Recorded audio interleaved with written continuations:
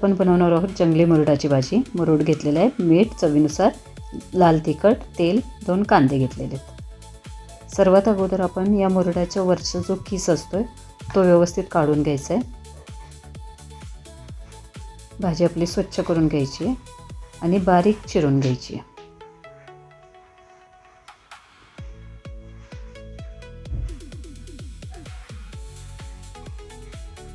भाजी आपली बारीक चिरून झालेली आहे।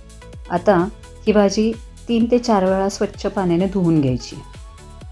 एका कढईमध्ये मी पाणी गरम करत ठेवलेले आहे, त्याच्यामध्ये आपण मीठ घालणार आहे की जेणेकरून त्या भाजीला व्यवस्थित मीठ लागलं पाहिजे आणि वरून आपली भाजी घालायची।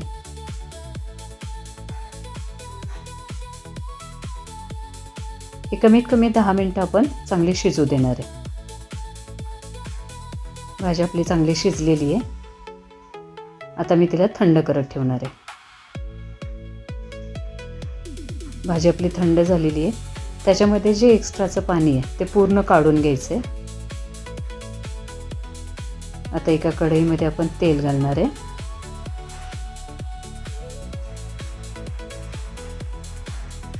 त्याच्यामध्ये कांदा घालायचा आहे। कांदा थोडा जास्त लागतो याला।